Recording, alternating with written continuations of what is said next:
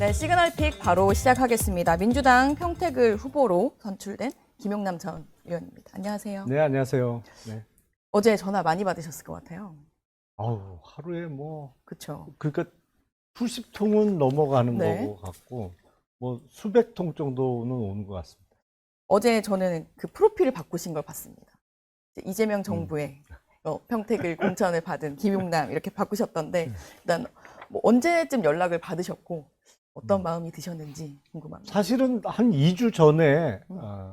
이번 6.3 보궐선거에 출마할 의향이 있느냐라는 네. 연락을 받았고요. 네. 그 이후에 출마 지역과 관련해서는 음. 중간에 한두 번 정도 연락을 받았습니다. 이제 네. 당에서 이른바 적합도 조사를 돌린다. 그리고 그 결과를 보고 판단하겠다. 뭐 이런 연락을 받아서 기다리고 있었는데 두 군데 중에 한 군데가 되지 않겠냐. 그러니까 저는 뭐 경기도에서 정치를 해왔으니까 네. 경기도에 있는 하남이나 평택 둘 중에 하나가 되지 않겠나 네. 짐작을 했는데 예상대로 됐습니다. 방송 출연도 많이 하시고 네. 이제 뭐 다른 패널 분들도 어제 많이 얘기하시던데 의원님 이름이 나오고 나서 하남 가남 이렇게 밈으로 막 만들어서 돌고 해서 하남 가시는 거 아닌가 했는데 평택이 됐다라고 네. 하는데 아쉽진 않으세요? 아니요, 전혀 아쉽지 네. 않죠. 사실은 하남은 저희 그 부모님 선영이 있어서 제가 네. 친숙한 곳이기도 합니다만 평택은 제가 한 13년 전에 이제 검사하다가 옷 벗고 나와서 네. 법무법인을 설립을 했는데 한 3년쯤 하다 보니까 그 수원회에서 하고 있었죠. 네, 그렇죠.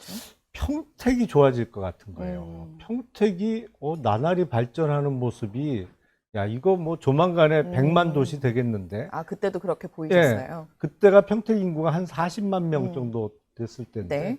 앞으로 곧 100만 도시 되겠는데 라는 생각을 갖고 평택에 저희 법무법인 사무소를 개설을 네. 했어요. 그래서 지금 그 법무법인 사무실은 지금도 운영 중이고요. 그래서 자주 왔다 갔다 했었습니다. 평택이랑도 인연이 있으셨다.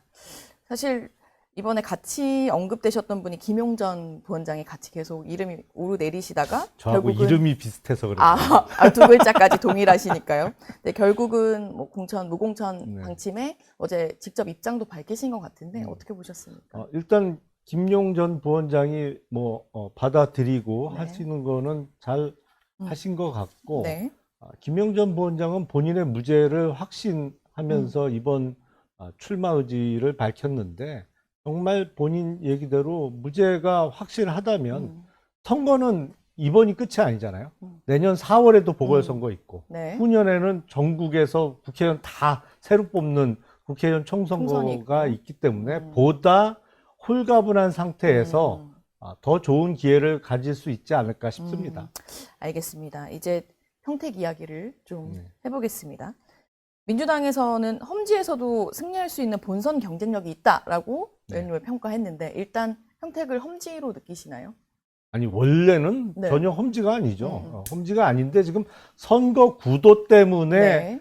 그렇게 비춰지는 거죠. 왜냐하면 이른바 민주진영에서 조국 조국 대표. 후보, 김재현 후보 네. 세 명이나 출마를 하다 보니까 아무래도 이렇게 세 명이 표를 갈라갔다 보면 엉뚱한 결과가 나오는 것이 아니냐 이런 걱정 때문에 격전지, 뭐 험지 그렇죠, 이렇게 험지가 불리고 됐다. 있는 거죠. 조국 대표랑 어쨌든 경쟁을 하셔야 되는데 네. 처음에 이제 그걸 들었을 때 어떤 느낌이 드셨어요? 그 경쟁 해볼만 하겠다? 아니면 좀 힘들겠는데? 이런 어떤 생각이 드셨는지 궁금해요. 모든 선거는 다 힘들죠. 그렇죠. 예, 선거는 힘들죠. 쉬운 선거는 없습니다. 네. 하신다고 하니까 그 예전에 조국 사태 때 네. 이제 그 저격수 이미지를 많이 떠올리시는 것 같고 실제로 이제 조국 혁신당에서는 좀 그 부분에 예민하게 말씀하신 분들이 있어요.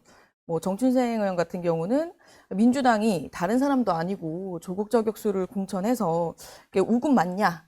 조국을 죽이겠다고 나오니 죽을 힘을 다해 싸우겠다. 그러니까 의원님의 공천이 이제 조국을 죽이겠다고 나오니라는 표현을 해주신 것 같은데 어떻게 들으셨습니까? 저는 그 표현은 동의하기 좀 어렵고요.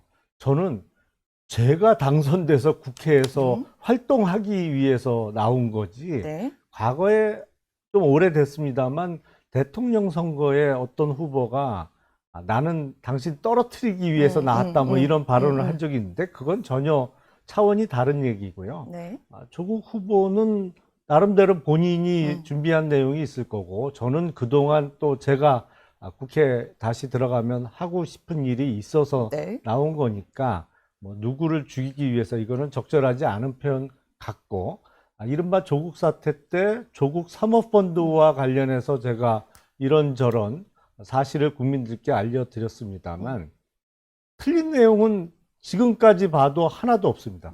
뭐 다 사실관계에 부합하는 네. 내용을 말씀드렸던 것이고 다만 그거와 관련해서 조국 후보가 당시 유죄 판결을 받지 않지 않았느냐. 근데 아니 그 배우자분하고 오촌 조카 그러니까 조국 사모펀드를 실제로 이렇게 앞장서서 활동했던 사람들은 다 유죄가 났어요. 다만 배우자분은 알았지만 남편인 조국 후보는 몰랐다는 이유에서 그 부분 유죄 선고가 안 된 것인데 제가 지적한 부분은 조국 당시 법무부 장관 후보가 청와대 민정수석으로 있으면서 네. 이 조국 펀드와 관련한 구조를 처음부터 끝까지 다 알았다는 주장보다는 포커스는 거기 있는 거예요. 청와대 민정수석 다른 자리도 아니고 네. 사실은 공직자의 비리나 이런 거를 감찰하고 기강을 잡기 위한 어떻게 보면 우리나라에서 최고위직이잖아요. 청와대 민정수석에 있는 사람의 가족 그 주변 사람들이 이렇게 우회상장 구조를 만드는 게 맞냐. 더군다나 그 이제 펄이라고 하죠. 네. 이제 증권가에서 주로 선수들은 펄, 쉘 이렇게 많이 표현을 합니다만 이제 껍데기만 남아있는 상장 회사에 네. 알짜배기 비상장을 이렇게 합병 과정을 통해서 붙여서 우회 상장하는 과정에서 이 더욱 문제가 됐던 것은 이 합병하려고 하는 비상장 회사가 대부분의 매출과 이익을 관을 통해서 그러니까 지방자치단체라든지 이런 공공기관을 통해서 올리고 있던 기업이라는 게 더 큰 문제라는 것이죠. 그 부분을 제가 지적한 것이고 그럼 뭐 사실과 다른 얘기는 제가 드린 적이 없습니다. 그리고 이번 뭐 출마 자체도 사실 조국 대표와 관련된 겨냥한 것이 아니다라고 보시는 건가요? 저는 당에서? 재정치하려고 나온 겁니다. 알겠습니다. 실제로 뭐 말씀하시면서도 계속 얘기하신 게 거기 구도가 지금 이렇다 보니 네. 험지로 많이 얘기가 된다라고 하셨는데 실제로 지금 5파전이고 네. 법력권이 한 3명 출마가 되어 있는 상황인데 일단 사실 선거를 뛰는 입장에서는 신경이 쓰이실 수밖에 없을 것 같아요. 부담되는 건 틀림없는 사실이죠. 네, 그 부분에 대해서도 좀 선거를 하면서 어떻게 논의를 해보실 생각이 있으신지. 일단은 지금은 단일화를 얘기할 시점은 아닌 것 그쵸. 같고요. 저는 뭐 엊그저께 공천을 받았으니까 네, 뭐 저도 사실 단일화라는 표현을 네. 그래서 이제 쓰진 않았는데 네. 이제 법력권의 후보가 많다 보니 네. 이제 뭐 그런 이야기를 많이 들으실 거고 네. 좀 그 부분에 대해서 어떻게 해소해야 되지 않을까. 지금은 상당 기간 동안은 네. 각 후보들이 본인을 이제 주민들께 보여드리고 어떤 일을 하고 싶은지 설명해 드리고 준비된 상태가 어떤지 정말 일을 잘할 만한 사람인지를 계속 주민들께 확인시켜 드리는 과정을 상당 기간을 밟아야 될 겁니다. 그런데 그런 기간이 상당히 지난 시점에 볼 때 이러다가 이거 국민의힘 후보가 당선되겠는데 그렇죠. 선거의 흐름에서 봤을 예. 때. 만약에 그런 상황이 만들어진다면 이거는 막아야 되지 않겠냐라는 생각을 갖고 있는 것이고 조국 후보도 처음부터 하신 말씀이 국힘 제로였잖아요. 네. 뭐 그 생각은 저도 같이 하고 있습니다. 근데 그건 한참 지난 다음에 그리고 정말 만약에 그런 상황이 만들어진다면 네. 그런 전제 조건이 붙을 수밖에 없는 얘기죠. 지금은 아직 너무 초기라. 그럼요. 사실. 더불어민주당의 후보로 열심히 뛰는 일밖에 없습니다. 조국 대표가 어제 이제 뭐 다니면서 기자들 질문에 의원님 공천 축하한다라고 정정당당하게 경쟁하자. 네. 그리고 뭐 인위적 단일화는 없다 이런 말씀을 하셨고 어제 다른 인터뷰 하신 거 보니까 뭐 공격하지 않으면 나도 공격을 먼저 할 생각이 없다라고 그런 취지로 말씀을 하신 것 같아요. 좀 더 정확하게 말씀을 네. 드리면 상당한 공격은 지금도 있고 이루어지고 있고 있었습니다만 저는 웬만하면 대응할 생각은 없습니다. 이미 지금 공격이 사실 공천을 받은 뒤부터 들어오고 있지만 공천 전부터 들어오던데요. 전부터요? 근데 일단은 대응을 하지 않으시겠다. 예, 왜냐하면 네. 지금 지난 대선 전부터 그리고 대선 이후에도 이루어지고 있는 범 여권의 어떤 정책 공조라든지 이런 기조가 깨지면 안 된다고 저는 생각을 하거든요. 그래서 웬만한 공격은 정말 웬만큼 찌르더라도 저는 대응하지 않겠다. 다만 찌르고 돌리면 그건 좀 다른 얘기죠. 더 심하게 하면. 그러니까 여쭤보려고 그랬는데 선거를 해보셨으니까 네.